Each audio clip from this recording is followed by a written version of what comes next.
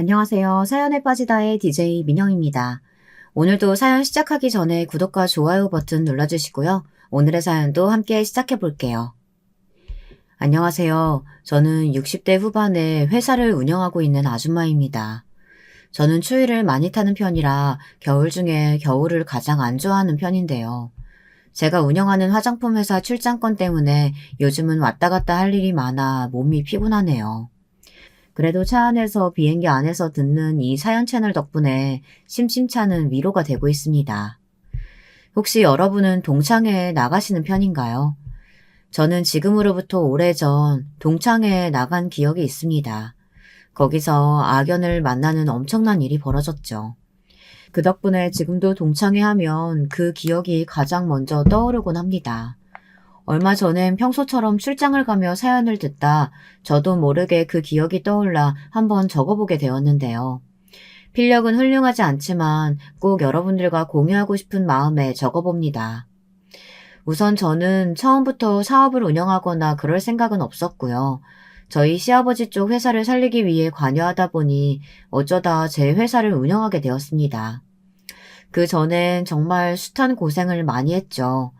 여러분들 혹시 제 나이 동년배 분들이라면 아시겠지만 저희 때는 가난하고 다들 살림이 고단했잖아요.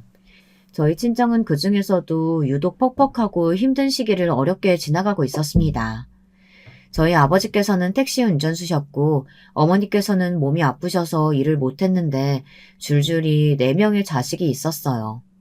그러니 아버지 수입만으로는 늘 배가 고플 수밖에 없는 현실이었죠. 저희 장남인 큰오빠가 공부를 굉장히 잘했는데 공부 대신 일을 선택하면서 조금 나아지긴 했지만 그럼에도 책임감 많은 큰오빠조차 허덕일 정도로 생활은 나아지지 않았습니다. 특히 저희 아버지께서 사기를 맞아 빚더미에 오르시면서부터는 더더욱 심해졌어요. 그게 제가 식모살이를 하게 된 가장 큰 이유가 아닐까 싶습니다. 젊은 분들은 모르시겠지만 어린 나이에도 생계를 위해 다른 집 식모로 가 일하던 시대가 있었어요. 저에겐 참 서럽고 힘든 세월이었습니다. 남의 집살이를 한다는 것은 정말이지 매일매일이 눈칫밥을 먹어야 하고 혹시라도 뭘 잘못해서 혼이 날까봐 전전긍긍 해야 하는 것이었죠. 어느 날은 어머니께서 울며 저에게 말씀하시더라고요. 얘들아, 어쩌면 좋니? 글쎄 너희 아버지가 난 모르겠다 이제. 우린 다 망했어. 알고 보니 아버지께서 친한분의 투자 정보를 믿고 그동안 알들이 모은 돈을 넣으셨다는데 그게 사기였던 겁니다. 그리고 며칠 후 친정 어머니가 저희를 흔들어 깨우시더니 다급히 이 집에서 나가야 한다더군요. 엄마 지금요? 응, 미주야 얼른 짐 싸라 얼른. 어디 가는 건데요? 그냥 할머니네 놀러 가는 거야. 저흰 그게 야반도주라는 것도 모르고 어린 나이에 놀러 가나 보다 하는 마음으로 집을 나가야 했어요. 그리고 도착한 집인 친할머니 댁에서 하루하루를 보낼 때까지도 어떻게 상황이 돌아가는지 알 수 없었죠. 친할머니는 빚을 갚기 위해 일을 나가야 하는 엄마 아빠 대신 어린 저희를 돌보시곤 했는데요. 저희 형제들을 좋아하지 않으셨습니다. 그중 유독 저를 싫어하셨고요. 계집애가 밥을 많이 먹는다고 하시면서요. 에휴, 계집애가 모조리 밥을 많이 먹니? 뭐가 되려고. 입이 이렇게나 많은데 네 남동생 양보할 생각은 않고 말이야. 아유, 어린 나이에 쌀 씻고 바닥 청소하고 그렇게 눈치 보며 지내면서도 할머니는 밥을 많이 먹는 저를 굉장히 못마땅해 하셨습니다. 그러던 어느 날 할머니가 밤중 누군가와 속삭이는 소리를 듣게 되었죠. 제 미주는 어디 보내버려야 하는 거 아닌가 몰라. 어차피 남자도 아니고 시집가면 쓸모도 없을 텐데 이대로 있다간 나도 니들도 다 굶어 죽겠어. 얼른 보내버리자. 할머니가 말을 하는 대상이 엄마라는 건 그 다음에 짐작할 수 있었습니다. 친정어머니는 그래도 제 나이가 너무 어리다며 어딘가에 일을 하러 보내는 건 너무 가혹한 일이라고 말씀하셨죠. 허나 할머니는 계속해서 엄마를 설득하고 있었고 엄마 역시 점점 할머니 말에 수긍하고 있었습니다. 어린 저는 도대체 어떻게 된 영문인지 몰라 그저 벌벌 떨며 차디찬 이불 속에서 바싹 몸을 웅크리고 있었죠. 근데 그 다음 날 엄마가 저를 조용히 부르시더니 이러시더군요. 제가 너무나 듣고 싶지 않던 말이었습니다. 미주야, 너 거기 가면 배부르게 먹을 수 있어. 여기랑 다르게 따뜻하게 지낼 수도 있고. 그러니까 서울 가라, 어? 엄마, 나 가기 싫어. 식모살이 하기 싫어. 나 학교 가고 싶어. 꼭 가야 돼? 미주야, 엄마 부탁이야. 여기선 할머니도 엄마도 널 책임질 수가 없어. 저는 엄마의 다리를 붙들고 싫다고 계속해서 매달려봤지만 엄마는 결국 냉정하게 말씀하셨습니다. 제가 나가야 집이 살 수 있다면서요. 엄마의 그 말에 저는 더 뭐라 대꾸할 수가 없었습니다. 눈물이 그렁해서는 저를 어떻게든 보내시려는 엄마의 결의가 느껴졌기 때문입니다. 그렇게 전 어린 나이 서울의 어느 집으로 가게 되었고 그곳은 여관 사업을 하는 주인집이었어요. 그 집에 발을 들이자마자 저희 집과는 달리 굉장히 잘 사는 집이라는 게 한눈에 느껴졌어요. 처음엔 감탄이 흘러나왔죠. 그런데 주인집 아주머니는 제가 오자마자 차가운 눈길로 할 일을 안내해 줄 뿐 말도 잘 섞으려 하지 않았습니다. 거기서부터 약간 쎄한 감이 오기 시작했습니다. 예, 너 일 잘하는 거 맞지? 나는 소개받을 때 네가 행동도 빠릿빠릿하고 일도 잘한다고 해서 돈 주고 쓰기로 한 거야. 너 여기서 먹여주고 재워준 값 톡톡히 해야 한다. 사람은 다 제 값을 해야 하는 거야. 네. 기운 없이 고개를 떨구며 알겠다고 하는 제게 주인집 아줌마는 더 차가운 눈길을 보내며 그날 할 일을 지시했습니다. 일단 네 그 꼬질한 옷 벗고 깨끗이 씻은 다음에 새 옷으로 갈아입어라. 우리 집에서 그 거지 같은 행색은 절대 허락 못하니까. 다 끝나면 저녁밥 지어야 하니까 다른 신모 언니들한테 물어보면서 돕고. 알았니? 참고로 여기는 너만한 나이 우리 딸도 함께 살고 있으니까 거슬리게 행동하면 안 된다. 네, 알겠습니다. 친정엄마는 제게 그곳에 가면 따스하고 배부르게 있을 수 있다고 말했지만 실상은 전혀 달랐습니다. 우선 주인집에서 일하면서 저는 잠을 제대로 자본 적이 한 번도 없었습니다. 아주머니는 게으름을 피우는 것을 상당히 싫어하셨고 게으름 피우는 아이한텐 절대 밥을 주지 않겠다고 하셨어요. 그래서 아침잠이 많은 저는 한 번도 편하게 자본 적이 없었습니다. 실제로 제가 한번 늦잠을 자고 일어났을 때 주인집 아줌마는 바로 손을 들어 제 뺨을 날리셨어요. 이 망할 년이 어디서 군뱅이처럼 행동하고 있어? 식모로 들어왔으면 빠릿빠릿하게 움직여야지. 다시 쫓겨나고 싶어? 아마 저희 집이 그 주인집에서 조금만 가까웠어도 저는 어떻게든 도망을 나왔을 겁니다.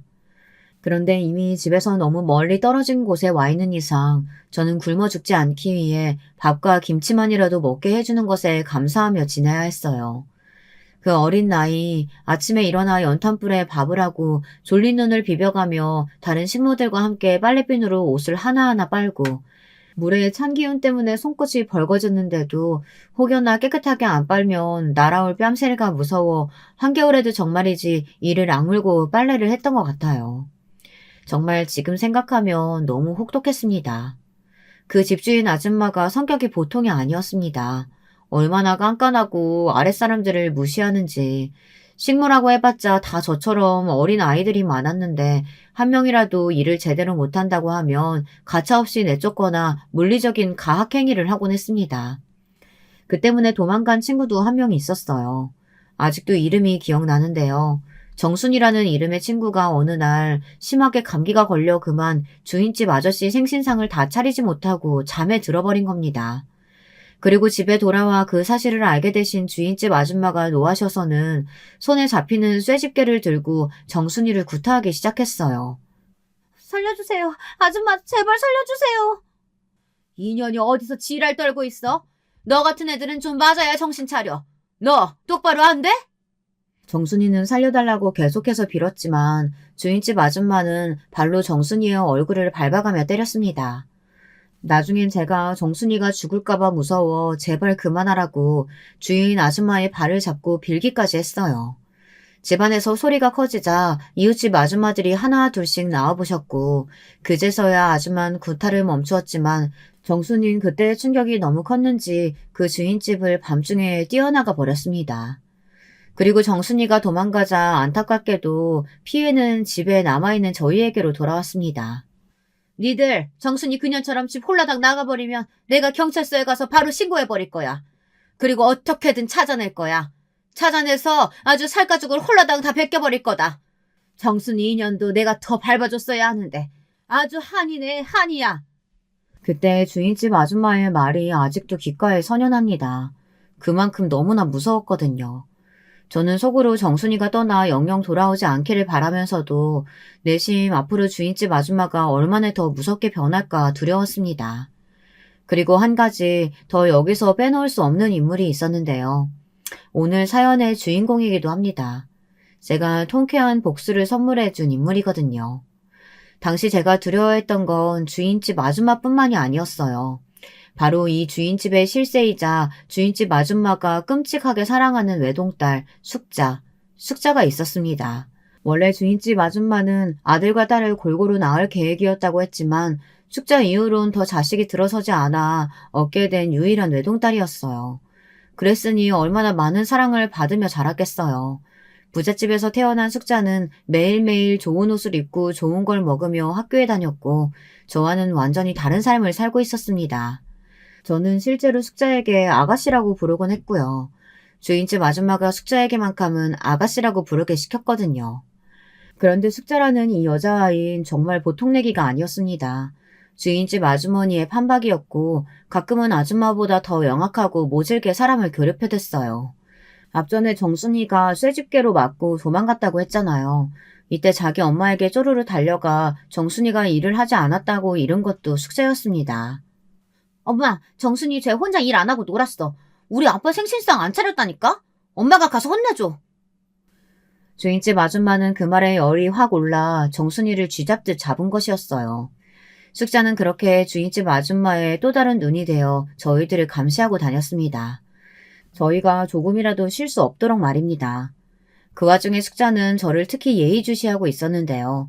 저와 나이가 같아서이기도 했고 제가 주인집 아저씨에게 그나마 조금 예쁨을 받고 있었기 때문입니다. 자기 아빠의 사랑을 나눠 가지는 게 싫었는지 숙자는 저만 보면 어떻게든 더 괴롭히지 못해 안달이었어요. 그러다 어느 날은 조용히 저를 부르더니 자기 학교 숙제들을 떠넘기더라고요. 이거 다 해놔. 나 친구랑 놀다 올 거니까. 네? 이걸 어떻게 제가 해요? 저는 공부라고는 모르는데. 아, 몰라. 네가 알아서 해. 모르면 거기 책 있잖아. 책 보고 하라고. 다행히 큰오빠에게 교육을 받아 글을 읽을 수는 있었지만 저는 이미 어린 나이에 식모로 들어와 제대로 학교를 다니지 못하는 아이였어요. 어떻게 제가 숙제를 할 수 있었겠나요? 하지만 이 또한 숙자에게 미움을 받을까 싶어 어떻게든 억지로 꾸역꾸역 숙제를 대신 해주기 시작했습니다. 책을 보고 풀어보고 풀다 모르겠으면 또 책을 보고 그런 식으로 숙제 대행을 했죠. 그 후로 숙자는 저에게 학교 숙제 같은 것들을 꾸준히 떠맡겼습니다. 저는 일이 다 끝나고 남는 시간 쉬지 못하고 숙자의 숙제들을 대행해줬고요. 물론 숙자는 단 한 번도 제게 고맙다 하지 않았습니다. 하녀 주제에 머리는 좀 돌아가나 보다 하며 저를 비웃기 일쑤였어요. 그러던 어느 날 사건이 벌어지고 말았는데요.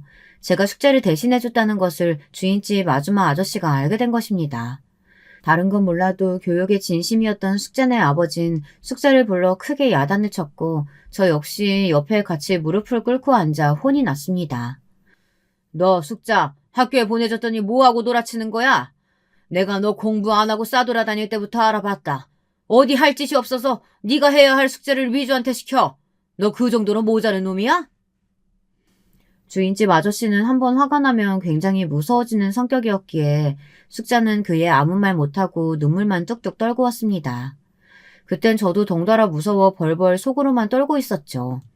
그런데 숙자가 그냥 잘못한 일에 대해 혼나고 넘어갔으면 될 것을 갑자기 뭐가 억울하고 분했는지 거짓말을 하는 겁니다. 자기가 숙제를 시킨 게 아니라 제가 숙제를 해주고 싶다고 졸라서 한마디로 제가 원해서 맡긴 것이라고요. 아빠, 진짜예요. 나는 숙제 내가 하려고 했는데 미주 글쎄 얘가 괜히 자기도 공부하고 싶다면서 책을 뺏어갔다니까요. 책을 뺏어가는데 내가 어쩔 도리가 없잖아요.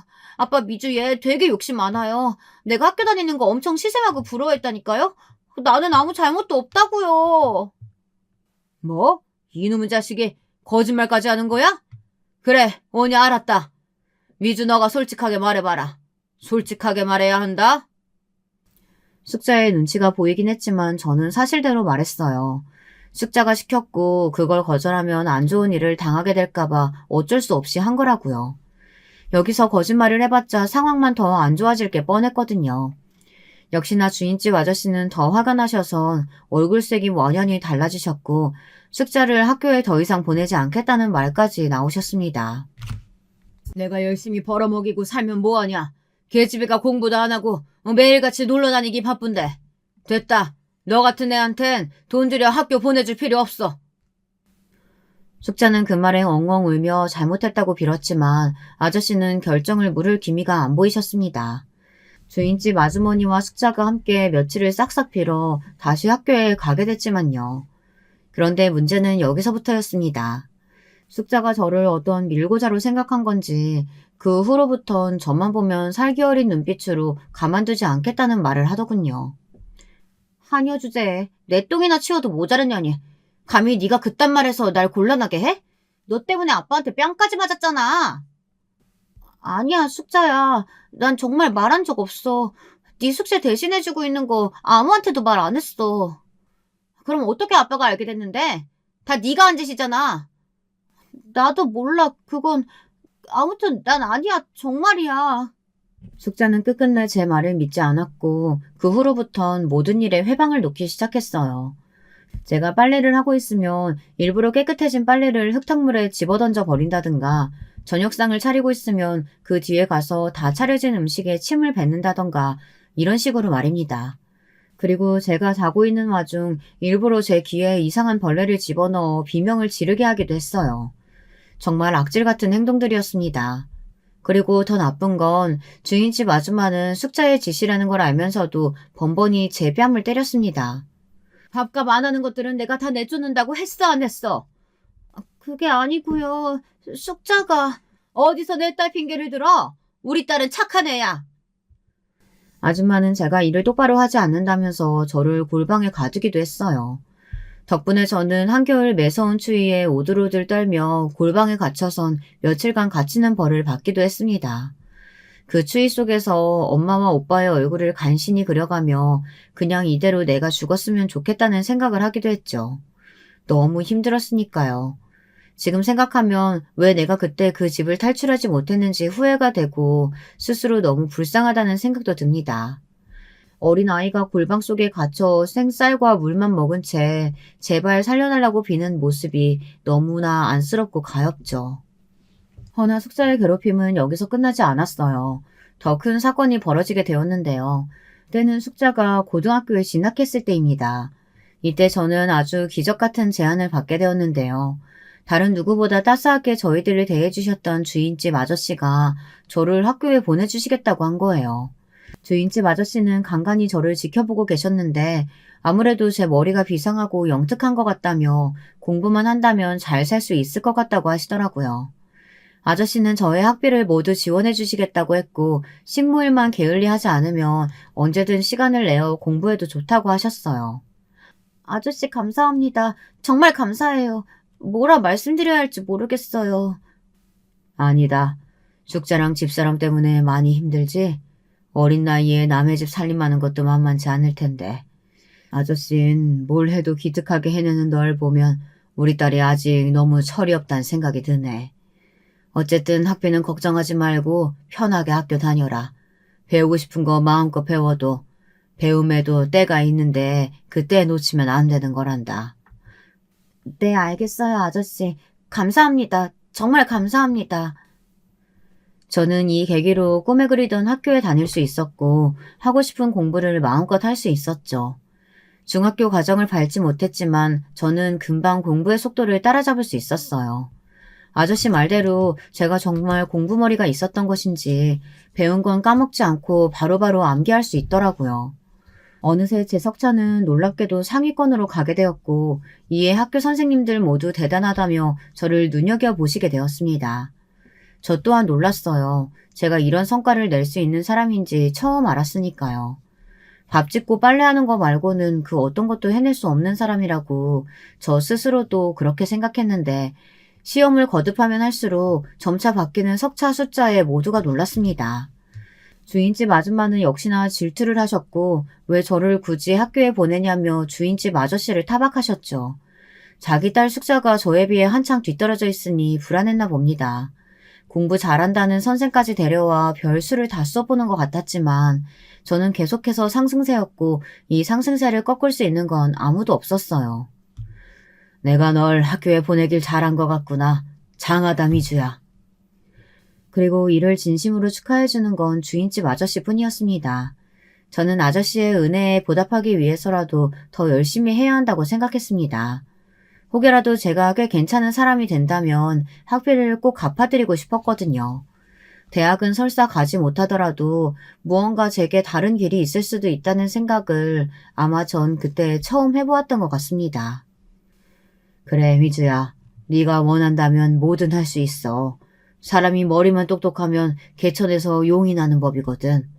너도 그 용이 될 수 있다. 나도 우리 집이 너무 가난해서 내가 어떻게든 아등바등 집안 살리려고 발버둥치다 여기까지 온 거야. 너라고 안 될 게 있겠니? 네, 아저씨. 저 정말 열심히 할게요. 그의 아저씨는 제 꿈을 응원해 주셨고 아줌마 몰래 혹여나 대학에 가고 싶거든 자신이 학비를 주겠다는 말까지 하셨습니다. 너무 기적 같은 일이었죠. 한편 이 시기에 끔찍한 사건이 벌어지고 말았는데요. 제가 말했던 그 대형 사건이요. 저는 이 사건을 계기로 얼굴에 커다란 흉터가 생겼고 성형외과에서 시술을 받기 전까진 평생 이 흉터를 안고 살아가야 했습니다. 어느 날 숙자가 갑자기 소리를 지르며 저를 깨우는 겁니다. 오밤중이라 사위가 조용했는데 숙자의 목소리만 쩌렁쩌렁 울리더군요. 숙자는 다짜고짜 제게 자기 엄마의 다이아 반지를 가져갔느냐고 난리를 치더군요. 할머니의 유품이자 엄마에게 가장 소중한 물건인데 이게 없어졌다면서 말입니다. 나는 몰라. 숙자야, 왜 나한테 그러는 거야? 난 그게 어디 있는지도 몰랐어. 거짓말하고 있네. 엄마, 얘 지금 거짓말하는 거야. 내가 다 봤어. 전에 네가 우리 엄마 다이아 반지 손가락에 껴보고 그랬잖아. 내가 모를 줄 알아? 네가 그거 탐내고 있는 거? 정말, 정말이야? 숙자 네가 봤어? 얘, 너 내 반지 가져갔니? 가져갔으면 도려내놔. 얼른! 게다가 주인집 아줌마는 이미 뒤집어져 있었습니다. 이성을 모두 잃은 사람처럼 자기 엄마를 추억할 수 있는 유일한 물건이라며 당장 도로 내놓으라고 난리를 치더군요. 제가 아무리 아니라고 해도 소용이 없었어요. 주인집 아저씨가 나중에 깨서는 무슨 일이냐고 하자 숙자와 주인집 아줌마는 이미 저를 도둑으로 가리키고 있었습니다. 제가 놀라서 아니라고 더듬더듬 변명을 하자 아저씨는 저를 믿어주시는 눈치였지만 제 물건들을 모두 뒤집어 봐야 한다는 주인집 아줌마 말에는 동의를 하셨죠. 그래, 알겠다, 미주야. 저기 우린 네가 안 가져갔다고 생각한다. 근데 저 애 엄마가 하도 그러니까 일단 그럼 저기 네 방을 한번 보마. 괜찮지? 당신도 미주 방에서 아무것도 나오지 않으면 사과해야 돼. 그깟 반지가 뭐라고 이런 호들갑을 떠는 거야? 아휴. 저는 떳떳했기에 다 뒤져보라고 절대 없다고 호언당장을 했답니다. 그게 패착이고 실수라는 것도 예상하지 못하고요. 잠시 후 숙자가 제 서랍장 쪽을 열더니 하는 소리와 함께 제 엄마를 부르더라고요. 서랍장엔 제가 평소 쓰는 일기장 말고는 아무것도 없었어요. 일기장이라고 해봤자 사실 굴러다니는 페이지들을 몇 개 주워 적은 것이었고요. 이상했습니다. 엄마, 이 일기장 안에 껴있었어, 반지가. 숙자는 호들갑을 떨며 일기장 안에서 떨어지는 다이아 반지를 들어보였어요. 순간 저는 너무 놀라 픽 주저앉을 뻔했고 곧바로 주인집 아줌마를 보았죠. 주인집 아줌마는 그것을 보다 제게로 시선을 돌리더니 손을 들어 제 뺨을 날려버렸습니다. 너무 세게 맞은 탓에 전 거의 바닥에 닿을 듯 몸이 휘청였고 급기야 쓰러져 버렸어요. 그 이후 주인집 아줌마는 예전 정순이에게 그랬던 것처럼 제게도 똑같이 발길질을 하셨고 더 심한 욕설을 해댔습니다. 그리고 주인집 딸인 숙자가 옆에서 열심히 그걸 거들었고요. 어디 개가 주인을 물어? 먹여주고 재워주고 월급까지 줬더니 너는 은혜를 이런 식으로 갚냐? 어디 내 물건을 훔쳐가? 이게 내게 어떤 반지인 줄 알고. 그러니까 엄마, 은혜도 모르는 걔는 함부로 거두는 거 아닌데. 우리가 실수했지 뭐. 얼른 쟤 짐 싸서 내보내자. 저런 건 두들겨 팰 가치도 없어. 주인집 아줌마는 아저씨가 학교에 보내준 은혜도 모르고 이런 짓을 저질렀다며 괘씸하다고 저를 더 세게 짓밟았고, 주인집 아저씨도 여기엔 어떤 말을 덧붙이지 못하신 채 뒤돌아서 버렸습니다. 저는 그냥 소, 돼지, 길 가는 개처럼 맞고 또 맞았어요. 나중엔 너무 많이 맞아 얼굴이 잔뜩 부어올랐고 피가 질질 흘렀는데, 주인집 아줌마는 그마저도 꼴보기 싫다며 찬물을 가져다 제 얼굴에 뿌리더니 머리채를 잡아 저를 대문 밖으로 내쫓으시더라고요. 절대 아니에요, 아저씨, 아줌마. 저 절대 아니에요. 제가 왜 아줌마 반지를 훔쳤겠어요. 저 그런 거 탐내는 사람 아니에요. 어떻게든 제가 아니라고 저 역시 해명하고 싶었나 봅니다. 다른 게 아니라 저를 믿어주신 주인집 아저씨에게만큼은 떳떳하고 싶어서요. 그런데 숙자는 대문 밖에서 더 밀려나지 않고 계속 항변하는 제게 다가와 세게 뺨을 올려붙이더라고요. 거지 새끼가 어디서 주제도 모르고 기어올라? 야, 이 다이아몬드 반지 네 몸값보다 비싼 거야. 저는 숙자가 일부러 버린 짓인 것을 알고 있었어요. 그래서 더 억울하고 분했지만 숙자는 끝까지 아주 뻔뻔한 얼굴로 웃어 보이며 저를 도둑으로 몰아갔습니다. 그렇게 저는 제가 성심을 다해 일한 곳에서 잔뜩 얻어맞은 채 쫓겨나게 되었고, 그게 주인집에서의 마지막 기억이었답니다. 그 이후 저는 갈 곳이 딱히 없었기에 어디 화장실 같은 곳에 들어가 잠깐 눈을 붙였다가 친정의 품이 생각나 미친 듯이 기차를 타고 할머니 댁으로 향했습니다. 그저 엄마와 아빠의 얼굴이 너무나 보고 싶었어요. 과연 엄마와 아빠가 나를 반겨주실까 두려움은 있었지만 막상 할머니 댁에 도착하고 나선 눈에 뵈는 거 없이 엄마와 아빠를 부르며 뛰쳐들어갔죠. 저희 엄마는 완전히 망가진 상태의 저를 보시곤 거의 기겁하셨어요. 제 얼굴과 얼굴에 자리한 큰 상처, 그리고 멍이 잔뜩 들어있는 몹쓸 몸 상태에 너무 놀라신 거죠. 친정엄마는 저를 붙들고 한참을 우시며 모든 게 자기 죄라고 한탄하셨습니다. 괜찮아, 엄마. 울지 마. 미안하다, 우리 딸. 엄마가 너무 미안해. 친정엄마와 아버지 모두 저에게 죄스러워하셨습니다. 하지만 다행히 할머니 댁에 살면서 소름 끼치는 주인집의 기억도 조금씩 떠나보내게 될 수 있었어요. 그럼에도 저는 한 가지 가슴속에 이루지 못한 꿈 내지 열망이 있었는데요. 그건 바로 학업에 대한 열망이었습니다.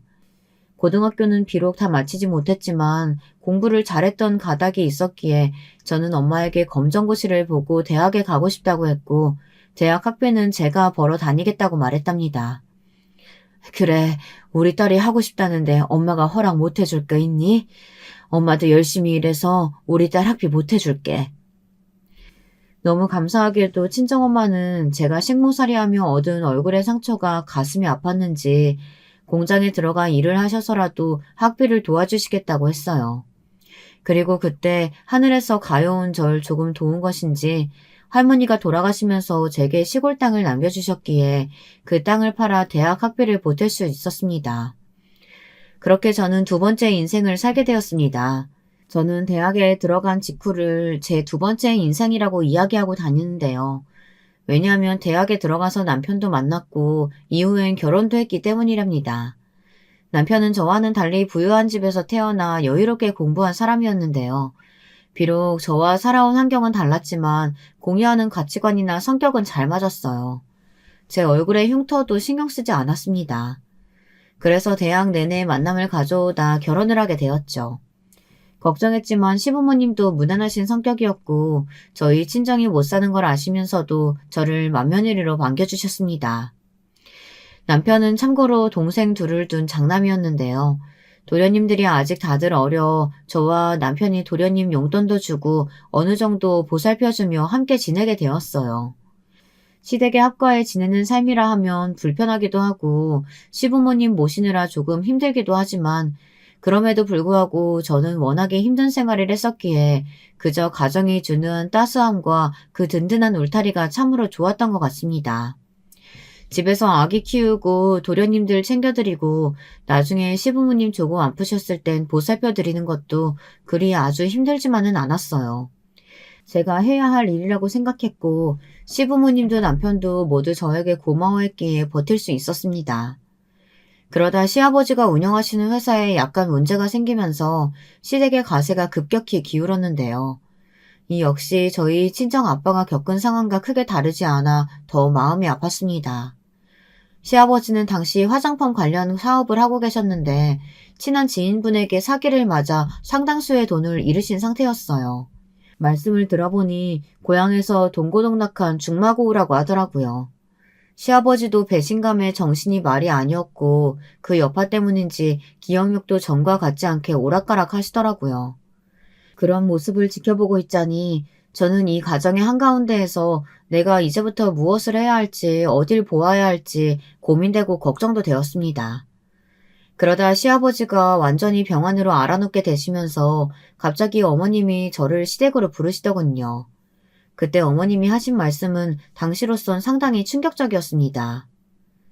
애기야, 네 아버님이 하던 사업 말이다. 네가 물려받는 게 어떻겠니? 네? 아니 남편도 아니고 제가요? 그래. 내 아들 내가 키워 잘 알지만 저놈은 사업할 배짱은 없는 녀석이야. 사업 머리도 그렇고. 왜 옛말에 사업할 사람은 따로 있다고 하지 않니? 나는 그게 왜인지 너 같구나. 네가 옛날부터 네 시아버지한테 이것저것 사업적으로 조언해줬던 것들이 다 좋은 방향으로 먹히지 않았니? 이는 이제 일어날 기미가 보이지 않으니 나도 선택을 해야 돼. 나는 네가 우리 집 가업을 이끌어줬으면 좋겠다.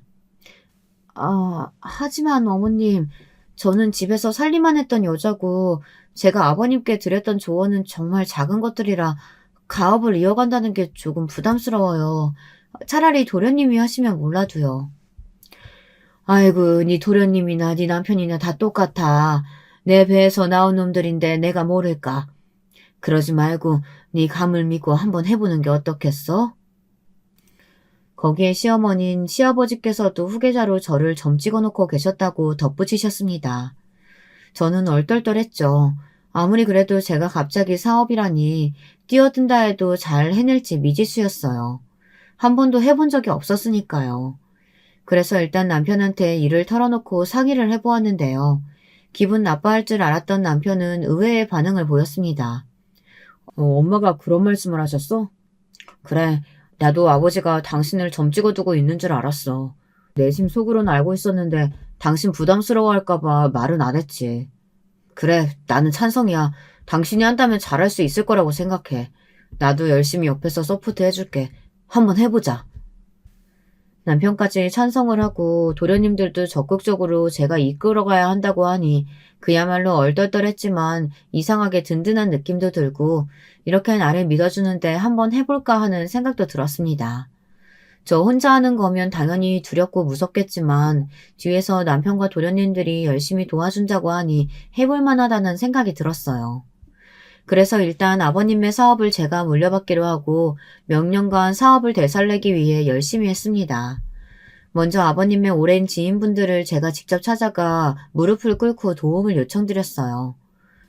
무례한 부탁일 수 있지만 저희가 정말 어려워서 이렇게 신뢰를 무릅쓰고 찾아왔어요. 저희 아버님이 아프시면서 며느리인 제가 가업을 이어받게 되었어요. 여기 있는 분들 모두 아버님과 절친한 분들이라고 들었습니다. 제발 이번 한 번만 도와주신다면 이 은혜 잊지 않고 꼭 보답하겠습니다. 아버님이 워낙에 인품이 훌륭하셨던 분이고 지인분들이 힘들 때 선뜻 도움을 먼저 주셨던 분이라 다행히 그분들이 적극적으로 나서주신 덕에 사업은 조금씩 빛을 보이기 시작했어요. 자금줄이 트이니 그 다음부터는 쑥쑥 다시 성장의 기미가 보이더라고요. 그리고 저란 사람 역시 사업에 적응해 나가며 제가 나름 회사 경영에 소질이 있다는 것도 알게 되었습니다. 그때 전 아주 큰 결정을 내리게 되었죠. 지금 생각해보면 그때의 결정이 제 인생을 바꾸는 결정타가 아니었을까 싶습니다. 여보, 나 이제 새로운 사업에 도전해보고 싶어. 내가 생각하는 사업이 있는데 당신이 좀 도와줬으면 좋겠어. 갑자기? 아니, 잘 자리 잡았는데 또 무슨 사업을? 남편은 당황스러워했지만 제 선택을 따라주었어요. 그렇게 아버님의 사업이 자리를 잡았을 때 그것을 도련님에게 잠시 맡기고 저는 꽃배달 프랜차이즈 사업을 시작했어요. 독학으로 꽃을 배웠고 5년 넘게 전국을 돌며 가맹점을 모집했어요. 읍면 단위까지 돌면서 잘하는 꽃집이 어디냐고 물어물어 가게들마다 찾아가 주인들을 설득했습니다. 그래서 가맹점과 신뢰를 쌓아 안정된 사업 기반을 마련해 나가기 시작했죠. 남편과 함께 상품들을 꾸준히 개발하는 것도 소홀히 하지 않았어요. 다양한 아이디어 상품들을 개발해 나가면서 천천히 사업이 잘 되어가고 있다는 느낌을 받았죠. 그리고 드디어 사업이 어느 정도 정점을 찍었을 때 마음 깊은 곳에서부터 벅참이 차올랐습니다. 시댁으로부터 남편으로부터 정말 뜻깊은 축하의 박수도 받을 수 있었어요. 여보, 생각해보면 다 당신 덕분이야. 당신이 애써준 덕분에 우리 어머니도 내 동생들도 모두 편하게 살 수 있었어. 당신이 수고해주지 않았다면 솔직히 우리 다 길바닥에 나앉았을 수도 있는데 정말 고마워 여보. 내가 당신 만난 건 정말 천운이다 천운. 제 생일날 도란도란 시댁 식구들과 모여 밥 한 끼를 하는데 갑자기 도련님들과 남편이 미리 준비한 케이크를 꺼내놓으며 저런 말을 하더군요. 마음 한켠이 정말 찡했습니다. 이 순간이 제 인생의 가장 큰 전성기나 다름없었죠. 그런데 이때 바로 그 아이가 제 인생에 다시 끼어든 겁니다. 동창회에서 말이죠. 그 당시도 연말이라 여기저기 모임 약속이 잡혀 있었는데 고등학교 동창회에서 갑자기 연락이 왔더라고요. 사실상 저는 고등학교를 다니다 그만두었기에 동창회에서 연락이 올 일이 없는데 그 당시 저를 좋게 기억해주는 친구들이 아름아름 제 소식을 물어 저한테까지 연락을 해온 거였어요. 미주야, 나 혜원이야. 기억나니? 우리 도시락도 같이 나눠 먹고 그랬었잖아. 네가 내 수학 문제도 알려주고. 다름이 아니고 너 어떻게 사는지 궁금해서 친구들한테 물어보니까 네 소식 알려주더라고. 동창회에 한번 나오지 않을래?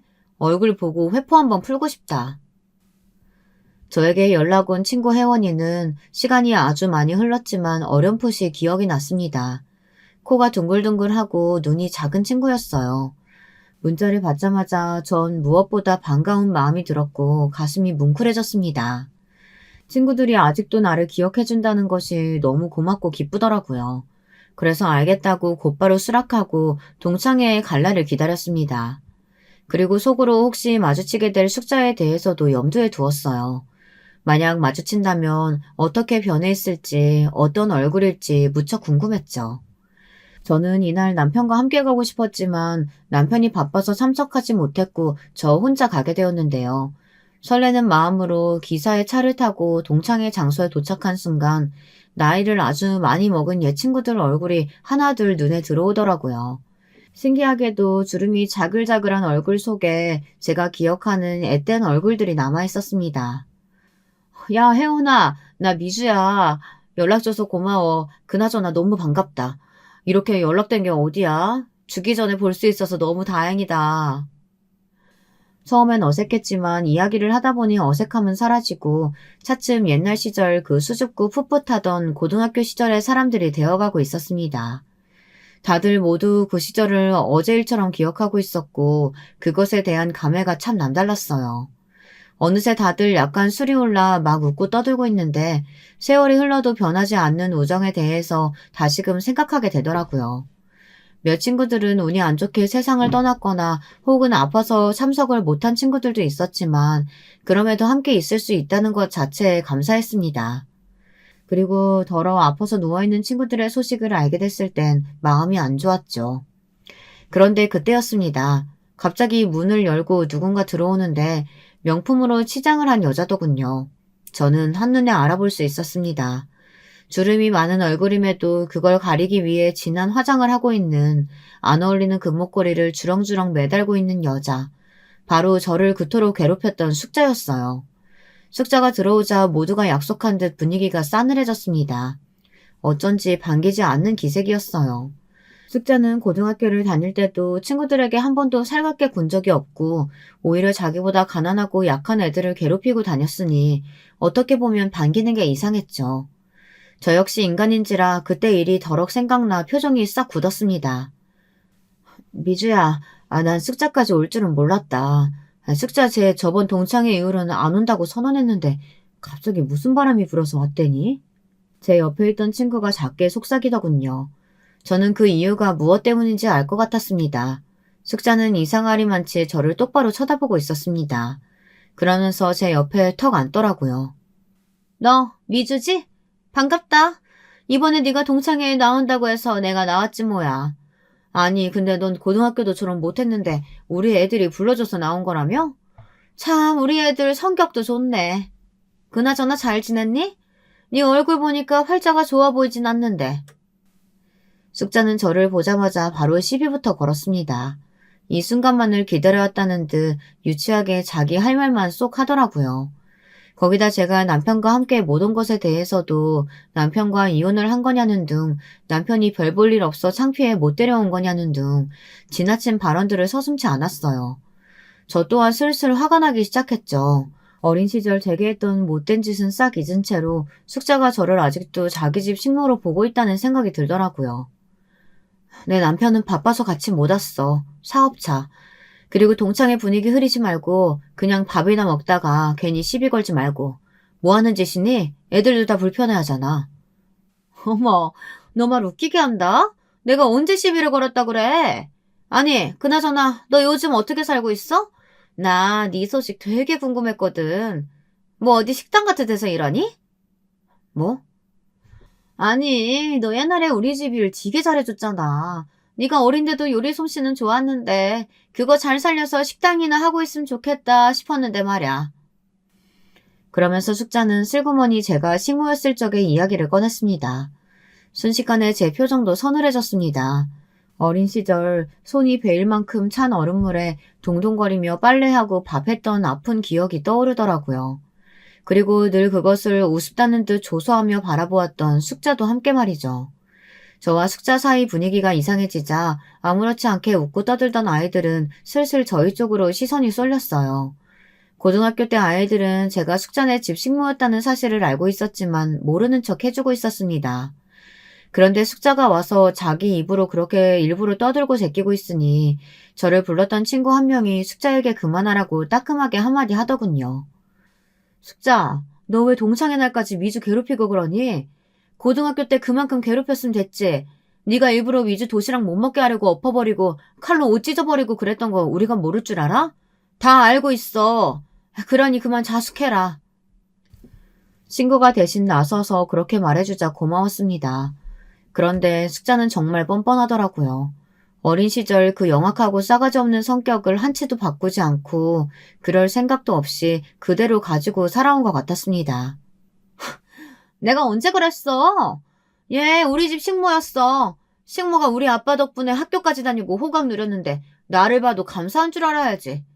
얘 그때나 지금이나 나한테 고맙다는 말 한마디 안 하잖아. 미주 너는 감사한 줄 알아야 돼. 나한테 절을 해도 모자르다고. 내가 왜 너한테 고맙다고 해야 하는데? 너희 아버지가 도와줬지 네가 날 도와줬니? 그리고 너야말로 그렇게 나를 어린 시절을 괴롭혀댔으면 오랜만에 만났다 하더라도 사과부터 하는 게 예의가 맞지. 어디 눈을 똑바로 두고 나한테 고마워해라 어쩌라 명령이야. 제가 반격할 줄 몰랐는지 숙제는 순간 당황했습니다. 그리고 잠시 조용해졌는데요. 그때 서빙하시는 분과 함께 숙자의 남편이 들어왔습니다. 숙자의 남편을 보는 순간 이번엔 제가 당황하고 말았는데요.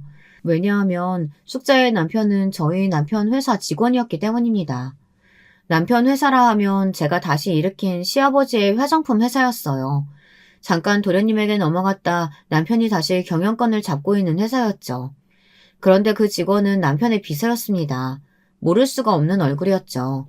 숙자의 남편도 곧바로 제 얼굴을 알아보고 화들짝 놀란 기색이었지만 제가 아무 말 하고 있지 않자 일단 눈치껏 인사를 하곤 앉더라고요. 여기서 굳이 숙자의 남편을 남편 회사 직원이라고 소개하고 싶진 않았습니다. 그렇게 한다면 순자를 톡톡히 망신 줄 수 있겠지만 똑같이 저급하게 굴고 싶지 않더라고요. 다만 이미 숙자 때문에 기분이 한 차례 망친 마당에 더 앉아있고 싶지 않아 가려고 했습니다. 친구들도 받겠다 숙자로 인해 아픈 기억을 들쑤시고 싶지 않았어요. 그런데 그때였습니다. 어머 얘들아 내 다이아 반지가 없어졌어. 어머 어떡해. 그거 우리 남편이 결혼기념일에 사준 건데 어떡하면 좋아. 마치 데자뷰 같았습니다. 숙자는 계속해서 자기 가방을 뒤지더니 아무래도 안 되겠다며 화장실까지 다녀오고 식당 직원에게 찾아주지 않으면 식당을 뒤집어 엎겠다는 말도 안 되는 엄포까지 놓았습니다. 진상짓을 하는 건 그때나 지금이나 똑같았죠. 더 상황에 끼고 싶지 않았던 저는 친구들에게 그만 인사를 구하고 자리를 떠나려고 했어요. 그런데 숙자가 갑자기 아주 어이없는 이유로 저를 붙잡더군요. 야, 이미주, 너 가방 쏟아봐. 뭐라고? 네 가방 말이야. 너 아까부터 자꾸 가방에 손이 가 있던데 거기 뭐 있는지 내가 좀 봐야겠어. 아, 뭐해? 얼른 가방 부어 테이블에. 안 부으면 나 네가 가져갔다고 생각하고 지금 바로 경찰서에 전화할 거야. 내가 경찰 쪽에 인맥이 얼마나 많은지 알아? 이번에도 숙자는 저를 도둑으로 몰려고 하고 있었습니다. 정말이지 그때의 기억이 샘솟으며 주먹이 부들부들 떨리더군요. 내 가방에 없으면 어떡할 건데? 너 내 가방에 없으면 어떡하려고 내 가방을 지금 검사하겠다고 하는 건데? 야, 심증이 있으니까 뒤져보자고 하는 거지. 내가 괜히 이러니? 너 아까부터 계속 내 명품 가방이며 옷이며 힐끗힐끗 봤잖아. 내가 모를 줄 알아? 역시 거지근성은 어디 안 가는 것 봐. 됐고, 얼른 가방 부어. 그 다이아 반지 찾아야 되겠으니까. 그때 순간 어린 시절 눈물나게 숙자 엄마에게 매타작을 당했던 기억이 떠오르며 저도 모르게 손이 올라갔습니다. 그런데 일이 일어난 거죠. 숙자 남편이 저보다 더 발빠르게 움직여 숙자의 뺨을 내리친 겁니다. 순식간에 일어난 일에 동창의 친구들 포함해 모두가 놀라 눈을 껌뻑었습니다. 사모님 죄송합니다. 저희 와이프가 너무 실례를 하고 말았네요. 정말 죄송합니다. 당신 얼른 사과드리지 못해? 여기 우리 회사 회장님 사모님이야. 뭐? 누가 회장이라고? 얘 우리 집 식모 미주 남편이? 이때서야 저는 숙자를 제대로 참교육시켜줘야겠다는 생각이 들었습니다. 아직도 숙자는 저를 자기 집 식모로 깔보고 있었고 지금껏 그 긴 세월이 지나면서도 반성이라고는 단 한 번도 하지 않았으니까요. 그래, 내가 사모님이네. 네 남편 회사 회장의 사모라고. 정신 차려. 나 너한테 도둑으로 누명 씌워 나 내쫓았을 때 너 때문에 네 엄마 때문에 나는 얼굴에 큰 흉터를 입었어. 사람들 수군거림 속에서 몇십 년을 살았다고. 제발 인간이라면 반성이라는 걸 좀 해라. 그러고 살면 너무 부끄럽지 않니? 저는 그 정도 말만 남겨둔 채 기사의 차를 타고 이동했습니다. 그 뒤 숙자의 남편은 숙자를 끌고 와 죄송하다며 한 번 더 용서해달라는 말을 한참 하더군요. 저희 남편은 숙자의 남편이 비서로서 오랜 시간 함께한 만큼 설마 제 얼굴을 그리 만들었을 사람이 이토록 가까이 있을 거라곤 상상도 못했다며 놀라워했습니다. 너무 기막힌 인연이네. 하지만 선처는 해주고 싶지가 않아. 당신이 원하면 난 비서고 뭐고 자르고 싶어. 그럴 필요 없어. 그 사람이 죄를 저지른 건 아니니까. 죗값을 치를 사람은 따로 있지.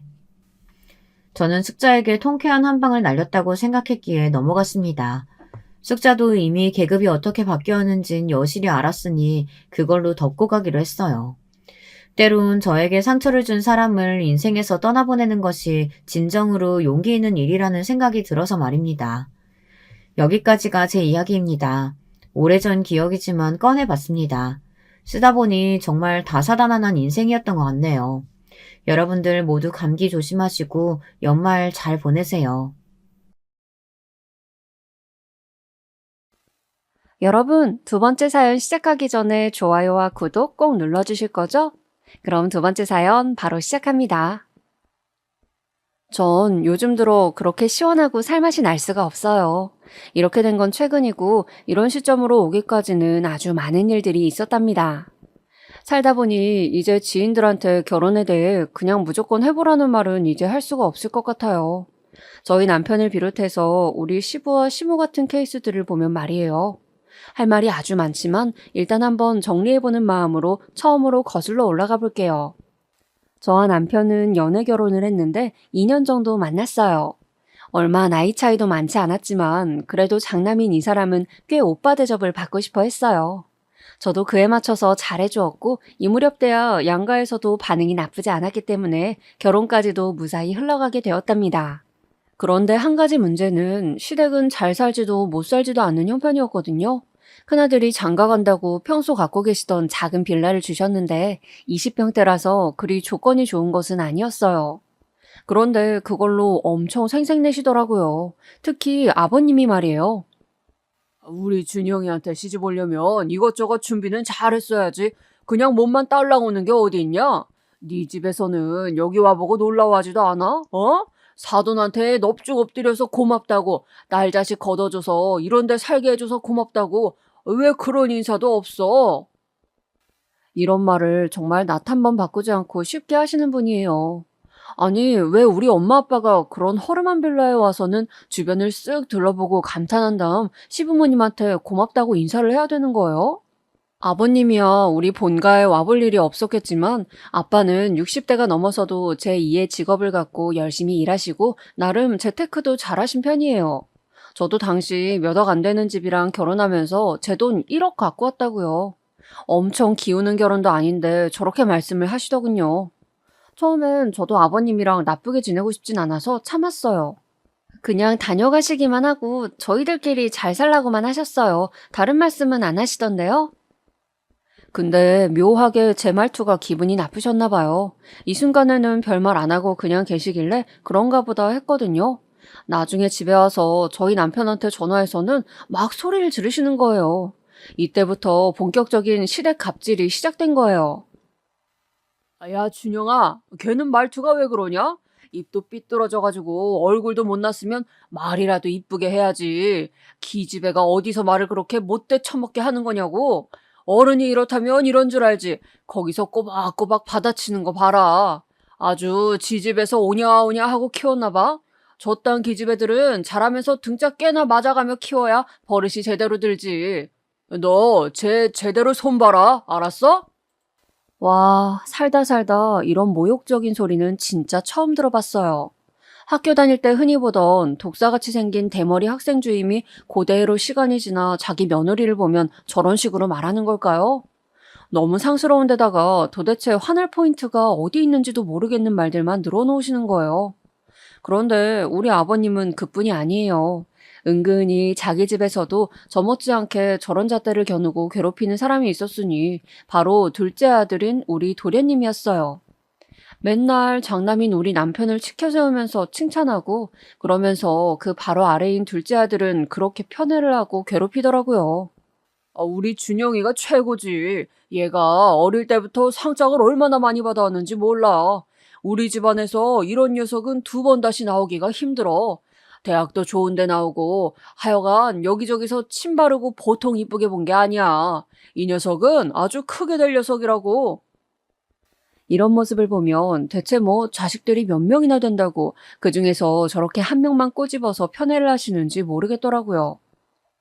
도련님은 장가를 안 갔는데 가족 모임이 있을 때 빼고는 웬만해서 이런 모임들에 잘 안 나오더라고요. 아버님이랑 마주치길 싫어하는 듯 했는데 당연해 보였어요. 저도 남편에게 비슷한 질문을 했었고요.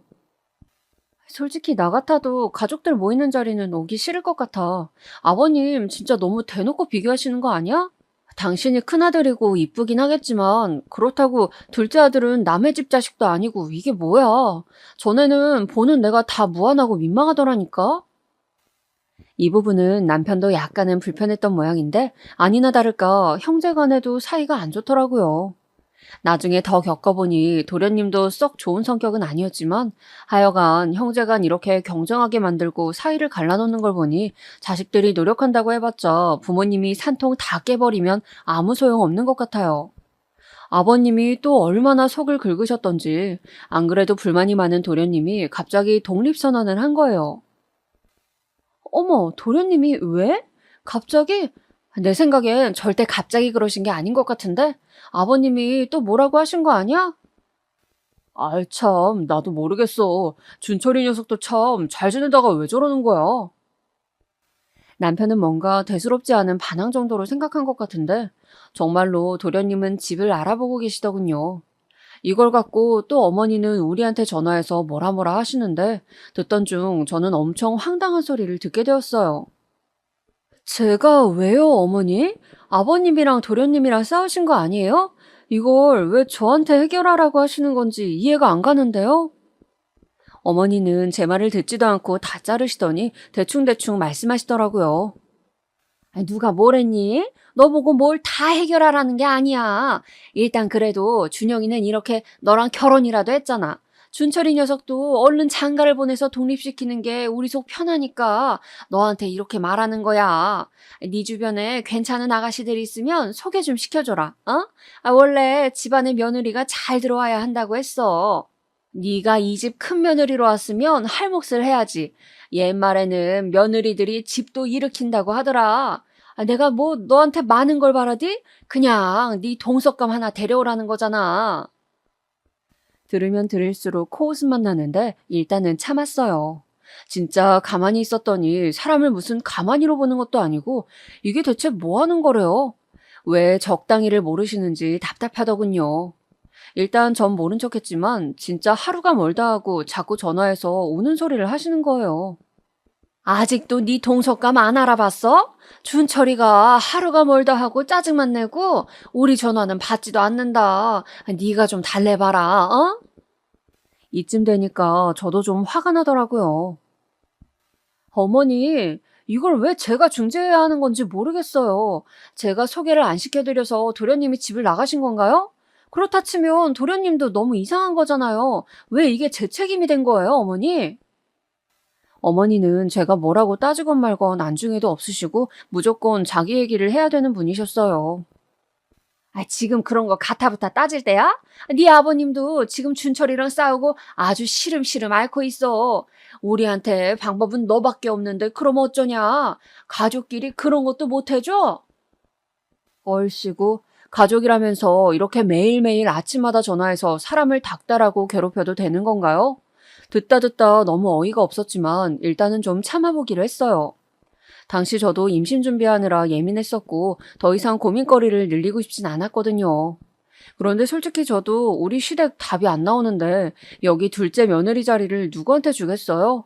아무리 머리를 굴려봐도 생각나는 사람이 없더라고요. 결국 저한테 넘어온 공을 남편에게 넘기기로 했답니다. 당신이 좀 알아봐. 회사에 여직원이나 누구 없어? 내 주변 애들은 지금 다 만나는 애가 있거나 연애할 생각이 없대. 맨날 어머니 저렇게 전화 걸어오시는데 내가 진짜 너무 스트레스야. 왜 당신은 안 알아봐? 당신은 형이잖아. 누가 봐도 틀림없는 말을 했는데 제 말투가 마음에 안 든다며 남편은 이상한 데에서 짜증을 내는 거예요. 너 왜 그렇게 말꼬리를 잡아? 우리 엄마가 뭐 널 잡으려고 그런 얘기를 한 마냥 기분 나쁘게 말하냐? 엄마야, 네가 이 집에서 엄마 외에 유일한 여자고 너를 편하게 생각하니까 의논하는 거지. 나도 알아보긴 할 텐데 그렇게 너무 스트레스 받는다는 식으로 말하지 마. 참, 제가 어쩌자고 이런 인간 역성을 들어줘가며 아기를 갖겠다고 그렇게 노력을 했는지 모르겠어요. 이러는 사이 시간은 점점 지나고 저는 임신이 잘 안 되어 아주 마음이 조급할 때였거든요. 우리 쪽에서 임신도 도련님을 위한 참한 색식감도 소식이 없으니 어머님이랑 아버님은 아주 속이 타들어가다 못해 뒤집어지실 지경이었나 봐요. 이윽고는 아버님이 저한테 전화를 하셨는데 이때 너무 기분이 나빠서 그런지 홧김에 남편을 찔러다가 결국 소개팅을 주선했답니다. 저도 참 미련한 게 그때 아버님이랑 정면으로 싸웠어야 했는데 왜 역성을 들어드렸을까요? 니네는 왜 그렇게 일 처리를 제대로 못하냐? 아니, 니들만 잘 살면 다야? 괜찮은 아가씨 좀 데려오라니까 그것도 못해. 내 주변 친구들은 전부 장가들 보내자마자 손주들 안겨주는데 그것도 못하고 대체 하는 게 뭐야? 준영이야 문제가 하나도 없지. 하여간 씨가 들어올 자리가 좋아야 되는데 애초에 자리를 잘못 깔았어. 진짜 어이없는 게 어떻게 이런 말을 하나도 거르지 않고 며느리한테 그냥 그대로 다 던져버리시는 걸까요? 그러면서 역시나 그 변함없는 레파토리가 또 등장하게 된 거예요. 애초에 그게 불만이었다고 말을 하시던가 계속 돌려가면서 저를 괴롭히시더군요. 우리 준영이 덕에 저런 집 얻어서 사는 줄도 모르고 돈 무서운 줄도 모르고 고마운 것도 모르는 너 같은 애는 진짜 혼 좀 나봐야 돼. 며느리 잘 얻어서 얼마든지 잘 살 수 있었는데 너 하나 때문에 지금 줄이 줄줄이 막혀가지고 네 시동생 장가 못 가. 우리 준영이도 자식 못 얻어. 이게 뭐냐? 니네 애미 애비는 그래놓고도 잠이 온다냐? 하다 하다 이렇게 얘기가 진행되니까 좀 참기 힘들더군요. 이때 저도 그냥 아버님이랑 정면으로 들이받아서 싸워야 했는데 제 몸이 많이 안 좋을 때였어요. 충격은 충격대로 받고 딱히 아버님과 싸울 에너지도 없었거든요. 이때 저는 이 통화 내역이 그대로 녹음된 것을 남편에게 들려줘 버렸어요. 제 핸드폰은 자동 녹음되는 거라 딱히 제가 의도하지 않아도 이렇게 되거든요. 이날은 하도 화가 나서 퇴근한 남편한테 들려주었더니 자기도 좀 멋쩍은지 저랑 눈을 못 마주치더군요. 전 딱 잘라 말했어요. 다 필요 없고 당신이 해결해. 누굴 데려오던 제발 그 지겨운 도련님 소개팅인지 뭔지 당신이 다 알아서 하라고. 세상 천지에 동서 자리를 스스로 알아서 준비해오는 며느리가 어딨냐? 있으면 당신이 알아보고 그 자리도 새로 얻던지 해. 저도 많이 예민한 터였고 남편도 이때 부글부글 끓는 듯한 표정이었지만 참더라고요. 100번 양보해서 솔직히 이게 다 누구 잘못이에요? 남편이랑 엮였다가 줄줄이 얻어 걸리게 된 건데 모든 책임은 남편이 져야 하는 건 맞잖아요.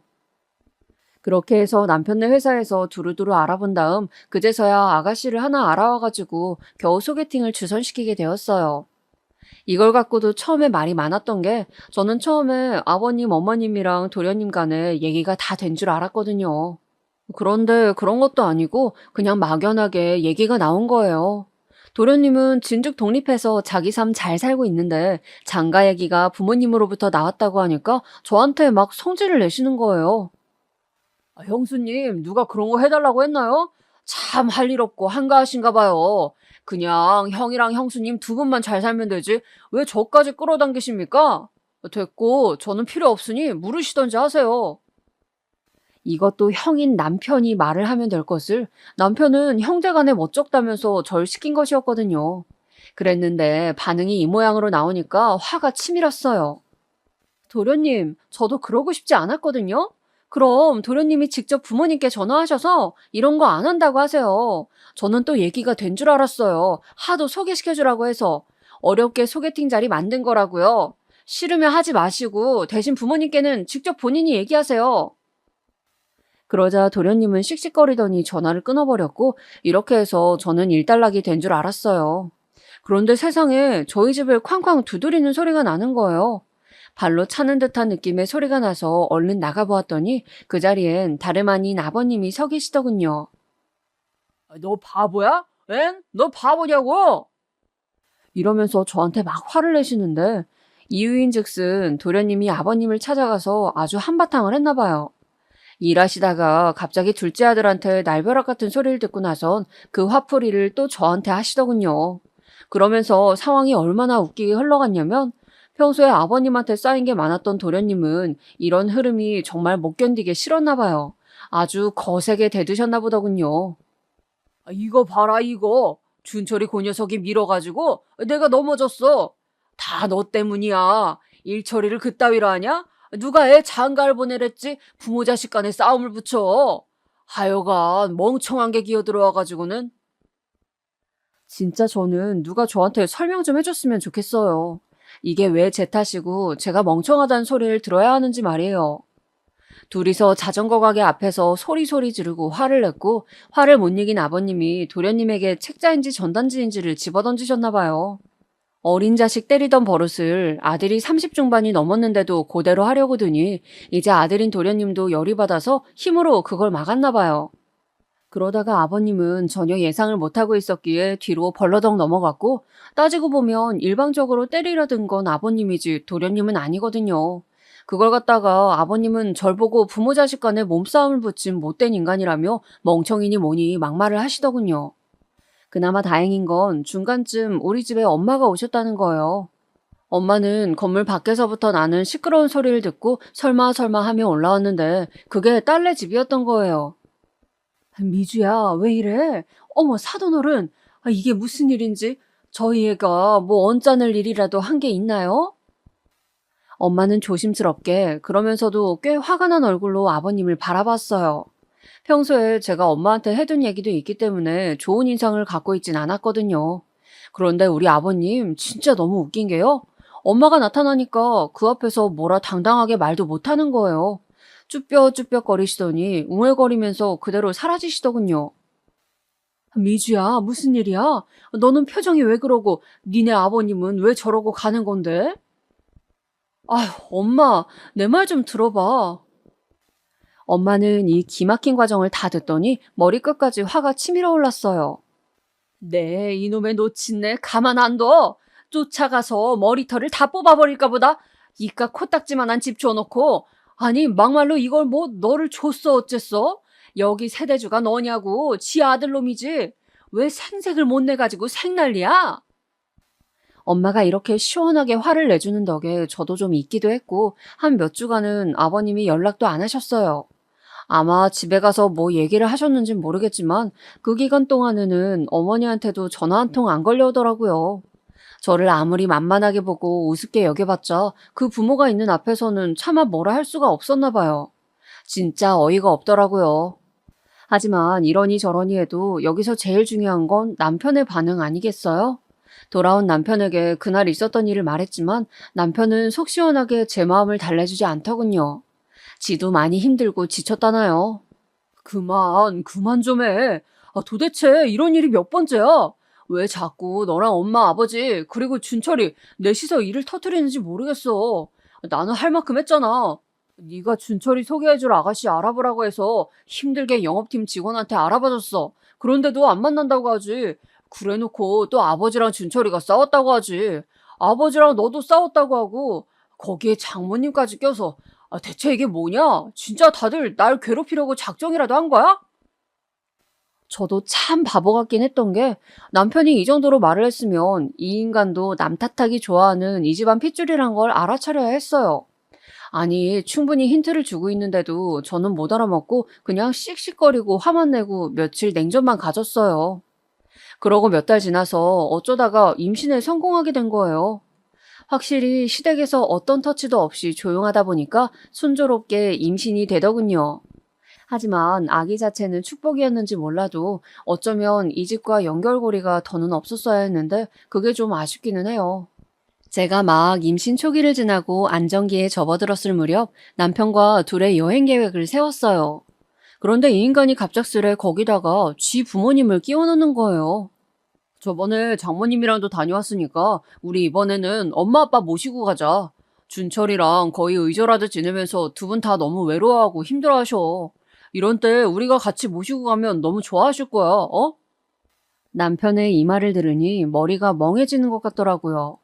우리 엄마가 간 건 이유가 있었어요. 엄마가 제주도에 지인분이 하는 식당을 알고 계셨고 얼마 안 있어 엄마 생신도 있으니까 같이 모시고 간 거였거든요. 그런데 그런 거 아무것도 없이 그냥 무작정 자기 부모님을 모시고 가자고 막 우기는 거예요. 당신 왜 그래? 효자병 걸린 사람도 아니고 자꾸 나서서 일을 만들어? 우리 엄마는 생신이었잖아. 어머님, 아버님이랑은 두 분 생신일 때 각각 강원도 여행도 다녀왔었고.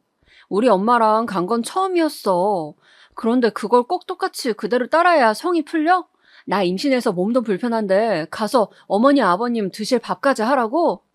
점점 날카로워진 저는 아주 공격적으로 따지듯이 말을 했고 남편은 제가 아직 배가 많이 안 불러와서 그런지 체감이 안 되었나 봐요.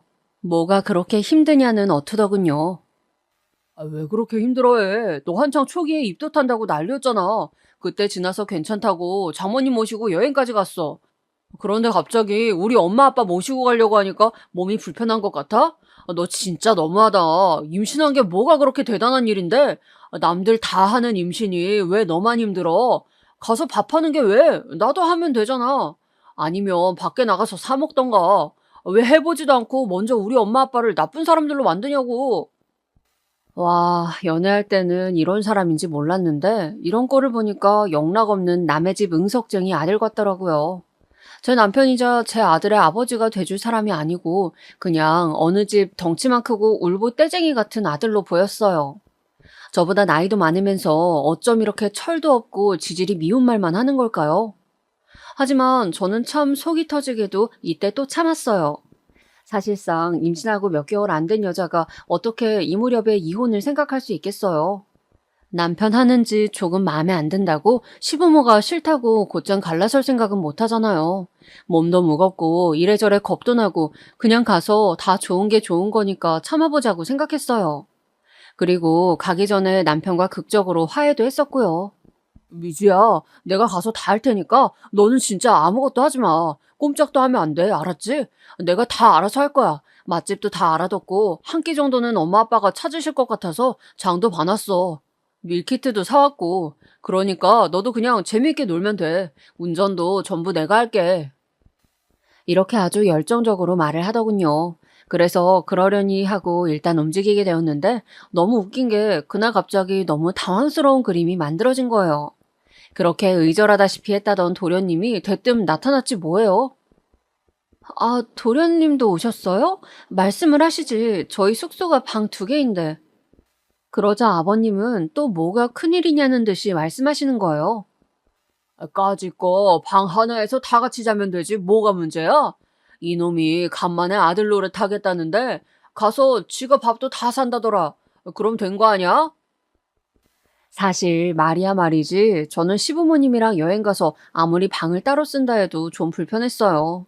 임신한 상태고 몸 눕히는 것도 쉽지 않은데 말이에요. 그런데 거기에 도련님이 가신다니 거실에서 그냥 잘할 수도 없고 진짜 너무 짜증나더라고요. 아니나 다를까 여행 가서도 화나는 일 투성이었어요. 남편은 분명히 맛집을 다 알아왔는데 어머니가 거기서 고집을 부리시는 거예요. 이런 데 와서 뭐하러 저런 집들 전기세를 벌어주고 있어? 우리는 눈으로 구경하고 먹는 건 다 해먹는 거야. 아, 그러려고 숙소도 돈 내고 쓰는 거 아니야? 뭐 잠만 자고 가라고 그렇게 돈 받는 거 아닐 거 아니야. 됐고 여기 내가 반찬도 갖고 오고 상추쌈이랑 쌀도 갖고 왔다. 니들한텐 말하려다가 또 니들 고생시킨다고 할까 봐 내가 다 갖고 왔어. 어휴, 진짜 이때 숙소에서 이것저것 펼쳐놓으시는데 진짜 그 궁상 맞은 모습이 너무 정 떨어지더라고요. 저한테 말도 안 하시고 혼자 이것저것 갖고 오셨는데 본인 딴에는 일거리 줄이려고 그랬다는 거예요. 하지만 이게 다 일이지 뭐겠어요. 생전 저는 안 해먹는 청국장이며 뭐며 나물 같은 것들도 무친 것도 아니고 그냥 생으로 사오신 거예요. 미주 너 보니까 집에서 요리를 전혀 안 하더라. 내가 그렇다고 우리 집으로 불러서 가르치기도 뭐하고 네가 도통 전화도 안 받고 삐져가지고 우리 집에도 안 오잖아. 이런 때에 애기 뱃속에 있을 때 요리는 많이 배워두는 거야. 내가 하나하나 가르쳐 줄 테니까 제대로 배워. 그래서 내년부턴 너도 김장도 해야지. 아, 정말 속이 부글부글 끓다 못해 열이 머리 위로 확 몰려드는 게 느껴졌어요. 표정 관리도 안 되고 미칠 것 같은데 이때부터 남편이 정해둔 일정은 하나씩 다 어긋나기 시작한 거예요. 뱃속에 아기를 임신한 상태로 서로서로 재미있게 놀자고 계획한 여행인데 왜 여기서 몸이 제일 불편한 제가 일이 많은 걸까요? 한창 밖을 돌아다니면서 구경도 하고 카페도 가고 전시회도 갈 예정이었는데 어머니가 그 부산스런 짐더미를 풀어헤치셨어요. 그러니 슬슬 이 집 남자들은 거실 소파에 누웠다가 아버님은 여기 방에 들어가셔서 코 골고 주무시질 않나 점점 나른하게 2~3시간이 흘러가는 거예요. 저도 어찌나 스트레스가 되던지 슬슬 배가 뭉쳐오기 시작했어요. 저 어머니, 저 몸이 안 좋은 것 같아요. 잠깐만 앉아 있을게요. 그랬더니 어머니는 절 힐끗하고 흘겨보시더니 몸이 왜 그렇게 약하냐고 핀잔을 주시더군요. 야, 지나가는 사람을 붙잡고 물어봐라. 돌도 씹어먹을 나이 내가 뭐가 그렇게 힘들다고 농땡이야. 이런 데까지 올 생각을 했으면 제대로 몸 관리를 했어야지.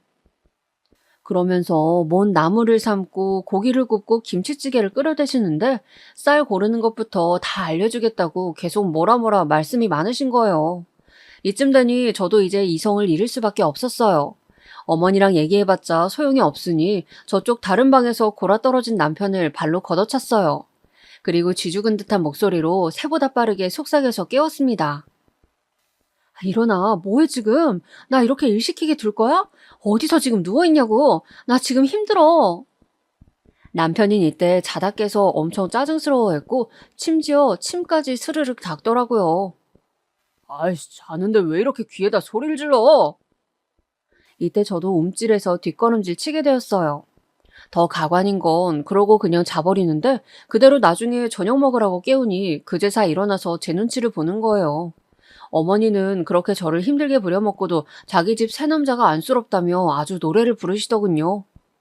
우리 집은 이렇게 식구들끼리 남자 셋에 낑겨서 내가 기도 못 피고 살아왔어.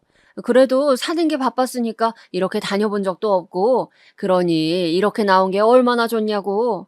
이렇게 자주자주들 놀러 다니고, 맛있는 것도 먹고, 좋은 데도 다니고, 그러는 거야. 하지만 저는 분이 풀리지 않아서 한 숟가락도 뜨지 않았고, 아버님은 그런 저를 보며 시비를 걸어오시더군요. 이날 이후로 저는 얼마간 시댁과 왕래를 끊게 되었어요. 바로 짐을 들고 밖으로 나가서 택시를 불러 올라가 버렸거든요. 니는 뭐가 그렇게 불만이라서 입이 대빨 나와 있냐? 하여간 얼굴도 우거지상이고 보통 기센 게 아니야, 네가. 이런 데 왔으면 고맙다고 넙죽 인사라도 같이 해 날랐어야지. 네 어머니 저렇게 힘들게 음식하는데 대체 뭘 하고 있었던 거냐? 아버님, 입이 대빨이라뇨. 그게 아니고, 아니, 당신이 말 좀 해봐. 저는 이렇게 남편에게 넘기려는데 그 순간 아버님이 저한테 호통을 치시는 거예요. 어디서 주제도 모르고 서방을 가르치려 들어? 네 눈에는 우리 준영이가 네 아들이라도 되는 줄 아냐? 어디 부모 앞에서 겁도 없이 이래라 저래라야. 평소에도 너 그렇게 우리 준영이 잡고 사냐? 어? 전 이쯤 차오른 분노를 자제할 수 없었고 그대로 한참 아버님 눈을 응시했어요. 아버님은 제가 계속 노려보는 시간이 길어지니 본인도 얼결에 눈을 딴 데로 돌리시더군요. 그러다가 헛기침하면서 뭐라고 하려는 사이 저는 조금도 제 역성을 들어주지 않는 남편에게 제일 질렸기에 그대로 제 가방을 들고 일어섰어요. 그제서 남편은 뭐라 몇 마디를 하더군요. 미주야, 잠깐만. 야, 왜 일어나, 미주야? 하지만 저는 지갑까지 있는지 확인한 후 뒤뚱거리는 몸으로 신발을 우겨 신고 그대로 로비로 나갔어요. 마침 엘리베이터도 멈춰 있었고 문을 열고 남편이 달려오는 소리도 들렸으나 그대로 문을 닫고 밑으로 내려가 버렸습니다. 당연히 호텔 앞에는 택시들이 질비해 있었고 거기에 쓱쓱 올라탄 다음 곧장 4-5시간 동안의 시간을 지나 집으로 왔어요. 이때 택시 안에서 어찌나 서럽고 눈물이 나던지 그 와중에 남편한테 전화도 왔었어요. 택시 아저씨는 전화 내용을 듣더니 괜한 참견까지 하시더군요. 거 세댁 시부모님도 같이 계신 것 같은데 그렇게 박차고 나오면 어떡해요. 죄송하다고 하고 얼른 들어가요. 나도 며느리가 있어서 남일 같지가 않네. 중간에 남편이 얼마나 곤란하겠어요. 이때 저는 공연히 택시기사 아저씨한테 성질을 내버렸네요. 아쉬운 건 우리 아버님한테나 이렇게 와악 하고 소리를 지를 걸 후회가 되더군요. 아저씨는 며느리만 있고 딸은 없으세요? 아저씨 딸이 임산부인데 시댁 식구들이랑 여행 가서 몇 시간을 꼬박 서서 음식만 하고 있었다면 괜찮으세요? 남의 집 귀한 딸 데려다가 쓰러지기 직전까지 그렇게 부려먹는 게 당연한 거예요? 그래놓고 시아버지란 작자는 며느리한테 멍청하네 어쩌네 자기 아들을 하늘처럼 모셔라 이런 소리 하는 게 정상이냐고요. 마음에 안 들면 여기 어디 내려주세요. 제가 왜 아저씨한테까지 이런 말을 들어야 해요? 그러다가 끝내는 서러워서 와악 하고 울면서 엎드려서 엉엉 쏟아내는데 한참 달리던 택시기사님은 속도를 조금 늦추는 듯 하더니 조금 멋쩍게 미안하다고 하시더군요. 아유, 미안해요. 내가 생각이 짧았네. 괜히 끼어들어서 화나게 해서 미안해요, 세댁. 기분 풀어요. 그렇게 사과하시니 저도 속에서 뭔가 우웅하고 올라오면서 이 아저씨 잘못은 아닌데 또 여러모로 머리가 복잡하더군요. 어찌되었건 그렇게 새벽이 다 되어서 집에 들어왔고 들어오자마자 씻지도 않고 소파에 뛰어들었어요. 그렇게 감정은 최악으로 치닫게 되었으며 다음날 아침 서둘러 올라온 남편과도 꽤나 큰 전쟁을 벌이게 되었어요. 서로 상처는 상처대로 입은 상태로 은연중에 서로 거의 타협을 하듯 한 약속이 있어요. 당분간 시댁에 안 가겠다 이거 말이에요. 그리고 남편도 어차피 상황이 일이 되었으니 굳이 만나게 할 이유도 없고 알겠다고 하더군요. 하지만 이런 제 얘기는 씨도 안 먹혔던지 며칠 뒤 누가 우리 집을 부술 듯이 발로 차대는 거예요. 문을 열었더니 어머니가 도끼 어린 눈으로 저를 노려보고 있었고 제 집처럼 확 들어오시더니 여기저기 베란다며 방까지 다 휘집어 보시는 거예요. 아 진짜 왜 이러시는 거예요? 연락도 없이 오셔서 뭐 하시는 거냐고요? 야 이게 네 집이야? 네 집이냐고? 어머니도 이젠 대뜸 아주 눈이 뒤집혀서는 막말을 하시는 거예요. 이날 어찌어찌 저는 몰아냈지만 이후로는 집에 와서 발로 부수건 말건 간에 저는 문을 열어주지 않았어요. 그러다 돌아온 사정은 또 얼마나 웃겼는지 아시나요? 이 사건으로 저는 진짜 이 인간들과 안 되겠다 싶어 이혼을 결심하게 되었어요. 남편이 회사에 있을 시간이고 아직 우리는 냉전 중이었고 전 막달 무렵이었어요.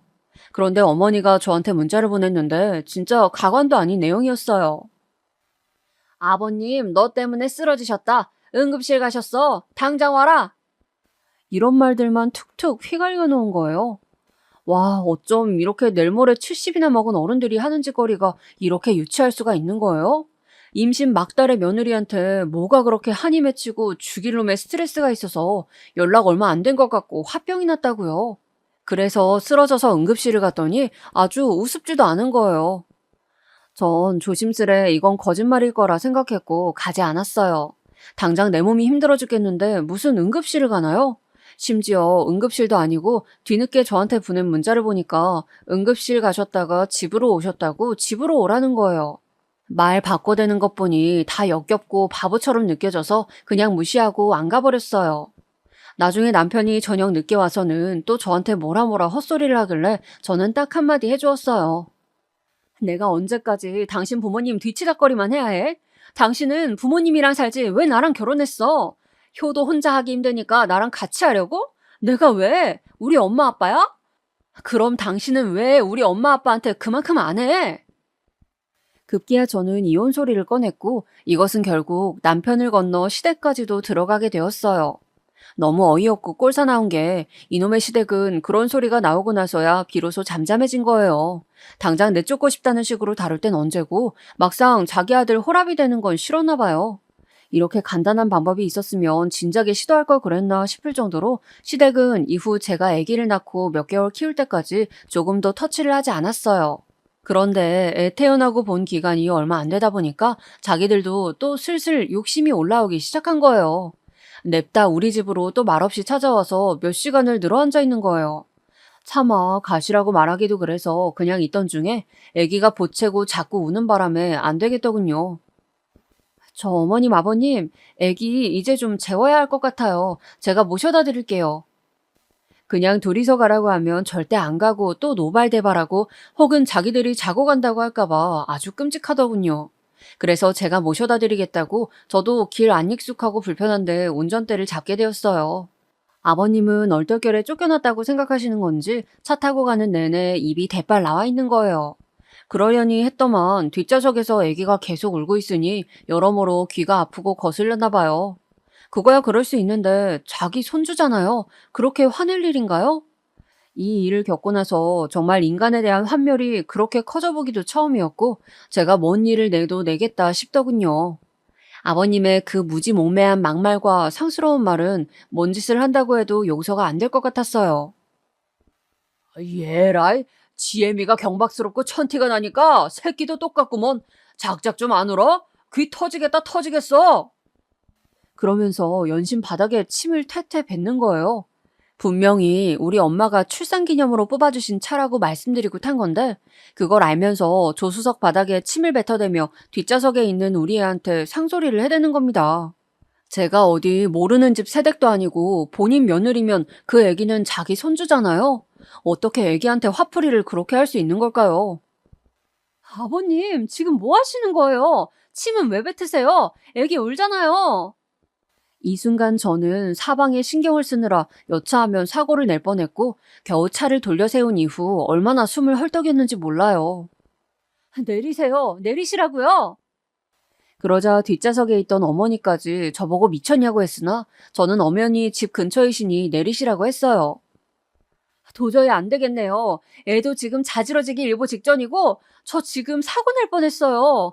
냈다 죽을 뻔했다고요. 정신 사나워서 더 이상 못 가겠어요. 저도 병원 가야 될 것 같으니 어머니 아버님 그만 내려주세요. 본인들도 사고가 무섭긴 했는지 일단 내리긴 했지만 제가 두근거리는 가슴을 안고 한참을 운전대를 잡고 엎드려 있는 내내 계속해서 둘은 번갈아가며 전화를 해대더군요. 결국 전화를 꺼버리고 저는 가슴을 치고 두들겨가며 제 자신을 달래가면서 겨우겨우 집으로 운전해서 왔어요. 그 와중에도 우리 애는 귀가 찢어질 듯 울어대고 있었고 그러고 집 안에 들어오니 아주 그대로 뻗어서 잠들었어요. 이때 저는 남편에게 전화해서 울며불며 이제 너랑 못 산다고 나 병원 가서 치료받아야 될 것 같다고 악을 썼어요. 남편은 처음에 저한테 화를 내다가 제가 블랙박스며 이런 것들을 보여주니 또 바보처럼 그제서야 코가 확 꺾이더군요. 자기도 약간은 좀 뭐 하긴 하다 싶었는지 또 얼마간 시댁 식구들은 안 왔어요. 하지만 전 마음속 화병을 어찌할 길이 없어서 한의원을 다니게 되었고 남편과의 사이는 좁혀지지 않았습니다. 그러던 차 2년쯤 지났을까요? 시댁과 왕래도 잘 안 했고 저는 엄마에게 아이를 맡기고 일을 다닌 지 한 6개월쯤 되었을 때일 거예요. 제가 남편보다 일찍 퇴근한 날이었는데 그날 정말 새삼스럽게 어머니랑 아버님이 찾아오신 거예요. 너무 오랜만에 이렇게 따로 보는 거라 저도 감정이 그렇게 격하진 않았는데 역시 사람 참 안 변하나 봐요. 아들 눈치에 못 왔을 뿐 저에 대한 인식은 그들 안에서 여전히 네 집 강아지만도 못하더군요.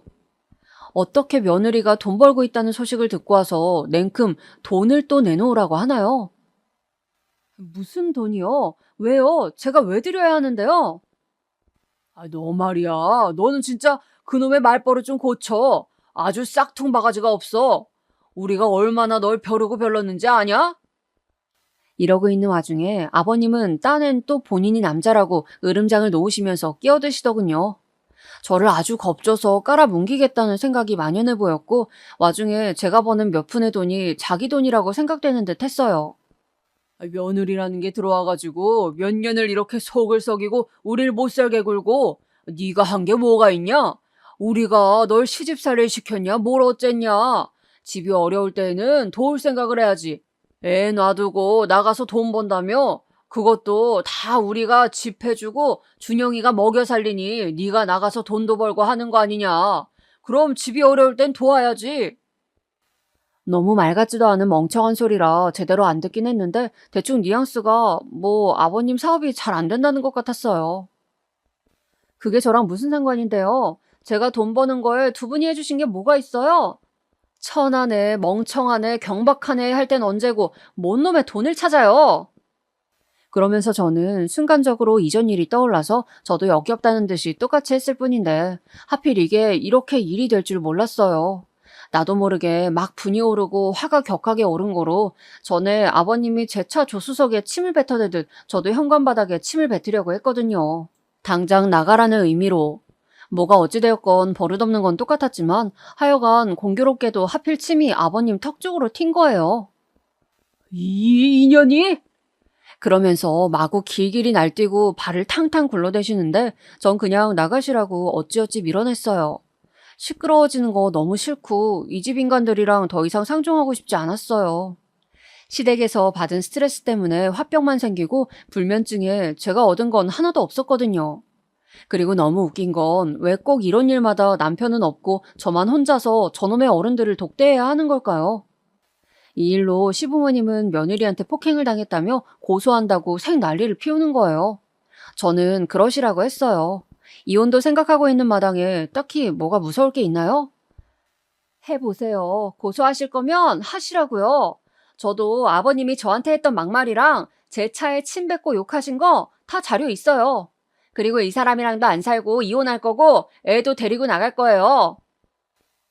사실 이 정도까지 상황이 악화될 줄 모르셨던 우리 엄마 아빠는 처음 제 결심을 들었을 땐 이혼 못하게 하셨어요. 사돈욕을 실컷 하시긴 했지만 애까지 낳아놓고 부부가 그리 쉽게 갈라서는 건 아니라고 하셨거든요.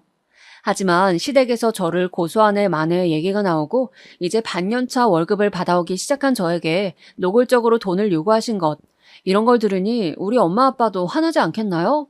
특히 아빠가 절레절레 고개를 저으셨어요. 난 몰라. 난 모른다. 그러게 왜 그딴 집이랑 결혼을 해갖고는. 하여간 됐어. 이제 와서 뭘 어쩌겠냐? 아니다 싶으면 못 사는 거야. 그런 환경에서 어떻게 애를 키우고 천년만년 살겠어. 네가 알아서 정리하고 애 데리고 집으로 들어와. 아빠가 제일 뭐라고 할 줄 알았는데 딸이 이렇게 고생하고 있다는 얘기를 들으니 힘드셨나 봐요. 여지껏 제가 겪어온 일은 엄마한테만 많이 말했었고 엄마도 예민한 아빠한테 자세히는 말씀을 안 하셨더군요. 아빠는 절대 이혼은 못하게 하려는 생각이셨다가 다 듣고 너무 갑갑하셨는지 안경을 벗으시고는 몇 번이나 눈을 매만지며 괴로워하시더군요. 그 부분을 보니 저도 마음이 많이 아팠어요. 웬만하면 그럭저럭 잘 살아내고 싶었는데 어쩌다 이렇게 흘러가게 된 건지 누구를 원망해야 할지 잘 모르겠더군요. 아무튼 이렇게 뼈아프게 가슴이 타들어가듯 우리 친정부모님의 허락을 받고 이혼을 결정하게 되었는데요. 이건 저 혼자 결정하는 게 아니다 보니 결혼만큼이나 복잡했어요. 남편은 절대 이혼은 안 된다, 소송으로 가자는 주의인데 제일 웃기는 건 아버님, 제 시아버지라는 작자입니다. 이 문제를 갖고 아들이랑 둘이 또 싸우고 있더라고요. 제가 전화를 안 받으니 또 뭐라 문자를 길게 보내놨어요. 어머니를 시켜서 말이에요. 이혼을 하던 사모를 하던 네 멋대로 하고 우리 준영이 위자료나 제대로 챙겨라. 너 같은 것을 며느리로 들인 걸 평생 후회하고 살 거다. 너도 네 원하는 대로 잘 살 거란 기대는 하지 마라. 아니 무슨 이딴 소리를 보내면서 위자료를 달라는 건지 도대체가 생각이란 걸 할 줄 모르는 인간들이에요. 게다가 이 문제로 남편과 왈가왈부하며 다투던 중 알게 된 기막힌 사실이 있는데요. 시아버지가 세상 그렇게 귀하다고 치켜세우던 본인 아들에게 이 위자료를 자기를 달라며 부자간의 싸움이 벌어지고 있다는 겁니다. 듣고도 솔직히 믿겨지시나요? 사업 안 된다며 며느리인 저한테 돈 달라고 당당하게 떠들더니 얼마나 돈 갖다 쓸 데가 없으면 아들의 이혼 위자료를 갖다가 달라고 하냐고요. 그리고 그걸 갖고 궁상맞게 지들끼리도 싸우고 있다는 거예요. 듣다 엄마도 이 부분까지 듣고선 정말 너무 어이가 없었나 봐요. 야, 진짜 세상에 뭐 그딴 집이 다 있냐? 사업이 뭘 어떻게 잘못되었길래 아들 이혼 위자료를 받아 챙겨서 메꿀 생각을 한대? 아니, 뭐 사업 망하다 못해 거지가 되었다고 해도 차마 그 돈 땡겼을 생각은 못하겠다. 어쩌다 그런 작자를 시아버지라고 알고 살았냐? 아, 진짜 미치겠다. 이건 이혼을 시원하게 해도 어디 창피해서 말도 못하겠어. 정말 평생의 수치다, 수치. 이러니 우리 집에서는 그냥 돈 얼마 줘버리고 끝내라고 하는데 저는 여기서 요구하는 돈을 줄 생각이 없어요. 물론 남편도 나름 양심이 없진 않은지 엄청난 금액을 말한 것은 아니긴 해요. 하지만 단돈 1원도 이 집에 주고 싶지 않거든요. 제 마음이야 그렇긴 한데 사실 또 그러자니 소송으로 가면 귀찮아지고 이것도 돈이 들고 하여간 이혼을 결정하고 나서도 성가신 부분들이 많네요. 결혼할 때 시끄러웠던 집은 이혼할 때는 10배는 더 골치 아픈 것 같아요. 어찌되었건 하루라도 빨리 정리하고 싶은 마음입니다.